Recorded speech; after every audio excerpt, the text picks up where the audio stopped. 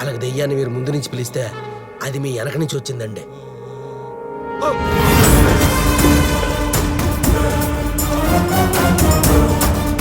నా వెనక కాదురా, దెయ్యం నీ వెనక వస్తుందిరా.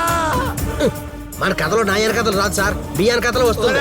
పిచ్చి డబ్బు కొడక, ఆల్రెడీ నీ వెనక ల్యాండ్ అయింది దెయ్యం, చూడరా. అమ్మా అయ్యా,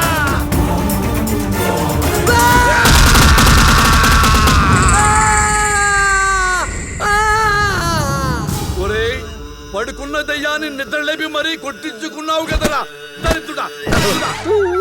ఊరుకోండి సార్, ఎవరైనా ఇంట్లో గెస్టులు పెట్టుకుంటారు, మీరేంటంటే గోస్టులు పెట్టుకున్నారు.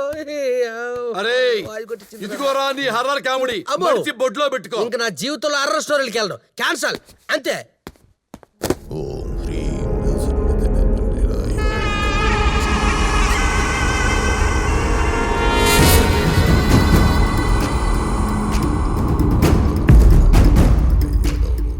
ఏమైంది స్వామి?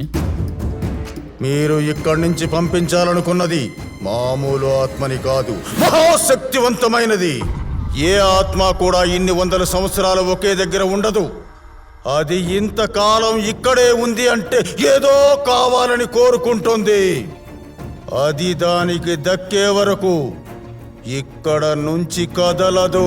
ఓ పని చేద్దాం గురువు గారు, దయ్యానికి ఏం కావాలో తన మనసులో కోరిక తెలుసుకుని ఆ కోరిక నెరవేరిస్తే వెళ్ళిపోయిద్దా. అవకాశం ఉంది. నేను నాకు నచ్చిందే చేస్తాను. ఏంటి ప్రతి విషయం నువ్వు నాకు చెప్పాల్సిందే. అయినా నీకెందుకు చెప్పాలి? చెప్పకపోతే కుదరదు. అంత సీన్ ఎక్స్క్యూజ్ మీ. అదంతే. హలో ఎక్స్క్యూజ్ మీ, ప్రొఫెసర్ గారిని కలవాలి. అక్కడ కూర్చోండి. అక్కడ కూర్చోండి మేడం. ఓకే.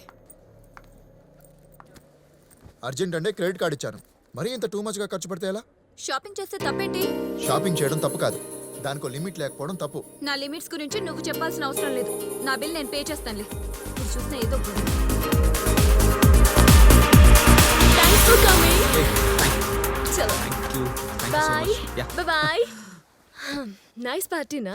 1 month శాలరీ 1 dayలో ఖర్చు అయిపోయింది. పార్టీ ఇచ్చినట్లేదు, పార్టీకి ఫండ్ ఇచ్చినట్టుంది. హే, ఈరోజు నీ బర్త్డే వివేక్, కమ్ ఆన్.